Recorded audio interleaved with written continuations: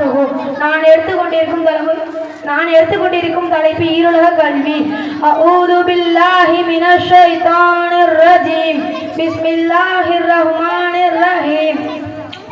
قال الله تعالى اقرأ باسم ربك الذي خلق. கண்ணியமிக்க அல்லாஹ்வின் நல்லடியார்களே, அல்லாஹ் 6666வது வசனங்களில் முதலாக இறக்கிய வசனம் தான் இது. நீ ரப்புடைய திருப்பெயரை கொண்டு நீ படி என்று கூறுகிறான். நபி ஸல்லல்லாஹு அலைஹி வஸல்லம் அவர்கள் கூறினார்கள், தலபுல் இல்மி ஃபரீதத்துன் அலா குல்லி முஸ்லிமுன். கல்வியை தேடுவது ஒவ்வொரு முஸ்லிமின் மீதும் கட்டாய கடமை. கல்வியின் கோட்டையாக நபி ஸல்லல்லாஹு அலைஹி வஸல்லம் அவர்கள் திகழ்ந்த காரணத்தால் உதுலுபுல் இல்ம வலவ் பிஸ்ஸீனி, சீனா சென்றேனும் கல்வியை தேடிக் கொள்ளுங்கள் என்று மக்களுக்கு சொன்னார்கள். எனவே கல்வி நம்மை தேடி வராது, நாம் தான் கல்வியை தேடி செல்ல வேண்டும். அல்லாஹ் ஆதம் அலைஹிஸ்ஸலாம் அவர்களை படைத்து அனைத்து பொருட்களின் பெயர்களையும் கற்றுக் கொடுத்தான். அல்லாஹ் ஆண் விதத்திற்கு மட்டும் இறைவன் அல்ல, உலக கல்விக்கும் அவன் தான் அதிபதி. அல்லமல் யூன்சான மாலம் யஅலம், மனிதனுக்கு அவன் அறியாதவற்றை எல்லாம் கற்றுக் கொடுத்தான்.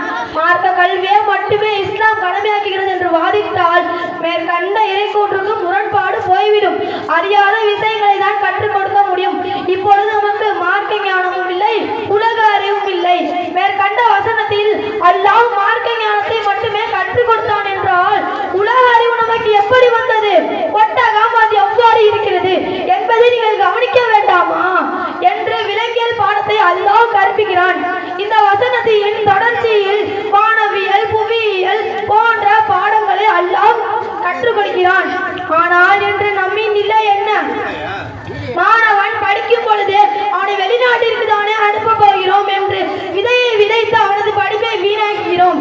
எனது அருமை தாய்மார்களே, உங்கள் மகன் படிக்காமல் வெளிநாட்டிற்கு சென்று கூலி வேலை பார்த்து வாங்கும் சம்பளத்தை விட படித்து நமது நாட்டின் ஆபீசராக இருந்து அதை விட பல மடங்கு சம்பளம் பெறலாம்.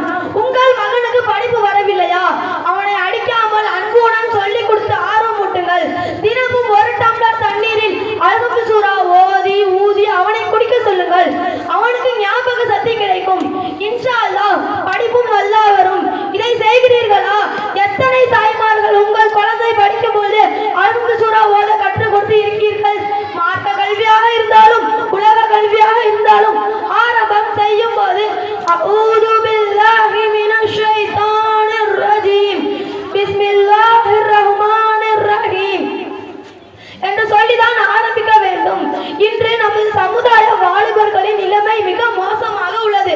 நமது ஊரில் படித்து வேலை பார்க்கும் நபர்களை கணக்கிட்டால் மிக மிக குறைவுதான். கல்வித்துறையிலாவது கொஞ்சம் வளர்ச்சி கண்டால் நாளைய சமுதாயமாவது நிம்மதியாக வாழ்வார்கள். சரி, உலக கல்விதான் இப்படி. மார்க்க கல்வியை எடுத்து பார்த்தால் அது அதை விட மோசம். உலக கல்வி இத்தோடு முடிந்துவிடும். ஆனால் மார்க்க கல்வி நம்மோடு ஈருலகத்திற்கும் வரக்கூடியது. இதை நாம் இறுதி வரைக்கும் பாதுகாக்க வேண்டும். நமது ஊரில் பெண்கள் மதரசா 2 உள்ளது. இதன் மூலம் பல மாணவிகள் பட்டம் பெறுகிறார்கள். ஆனால் ஆண்களின் நிலைமையோ மிக மோசமாக உள்ளது. 15 வயது அடைந்து விட்டால் அவர்களின் நிலைமையோ அந்தோ பரிதாபம். ஸ்கூல் கிரவுண்டில் தான் தனது வாழ்க்கையை கழிக்கிறார்கள். இன்ஷா அல்லாஹ் இவர்களுக்கும் இது போன்ற ஒரு மதரசா நம் ஊரில் அமைய வேண்டும் என துஆ செய்வோம். இது மட்டுமல்லாமல் அரைகுறையா இருக்கும் கல்வியை சீர்குலைத்து சின்ன பின்னமாக வழிகாட்டில் இழுத்து செல்ல வந்திருக்கும் ஒரு கூட்டம் தான் TNTJ தௌஹீத் என்று தன்னை அறிமுகப்படுத்தி மக்களுக்கு மத்தியில் குழப்பத்தை உண்டாக்குகிறார்கள். இந்த அமைப்பு இதிலே நாம் எச்சரிக்கையாக இருக்க வேண்டும். இந்த அமைப்பு வெளிப்படையில் உண்மையைதான் சொல்லுகிறார்கள் என்று தோன்றும். ஆழம் தெரியாமல் காலை விட்டால் மூழ்க வேண்டியதுதான். நாம் ஈசி ரோடு மதியான வேளையில் நடந்து சென்றால் தூரத்தில் பார்க்கும் போது தண்ணீரை போல் தோன்றும். பக்கத்தில் சென்று பார்த்தால் காணாமல் போய்விடும். இதற்கு பெயர் காணல் நீர் என்பார்கள். அது போலதான் இந்த TNTJ அமைப்பு பார்க்கத்திற்கு நல்லதுதான் சொல்லுகிறார்கள் என்று தோன்றும். ஆனால் எல்லாம் பணத்திற்காகவே பேசுகிறார்கள். இன்ஷா அல்லாஹ் இவர்களும் காணல் நீரை போன்று கூடிய விரைவில் மறைந்து விடுவார்கள் என்பதில் எவ்வித சந்தேகமும் இல்லை. சரி, எனது விஷயத்திற்கு வருகிறேன். ஈருலகத்திற்கும் பயன் தரக்கூடிய கல்விதான் இந்த குர்ஆன், ஹதீஸ். இந்த குர்ஆனை நாம் தினமும் ஓத வேண்டும். ஓத தெரியாவிட்டால் ஓதுவதற்கு முயற்சி செய்ய வேண்டும். ஹதீஸை படிக்க வேண்டும், அதன்படி அமல் செய்ய வேண்டும். தெரியாத மார்க்க சட்டங்களை ஆலிம்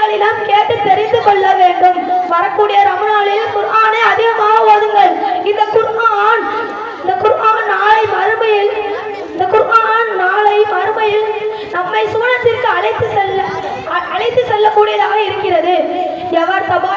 எவர் தபாரக் அல்லது சூறாவை ஓதுகிறாரோ அவர் நாளை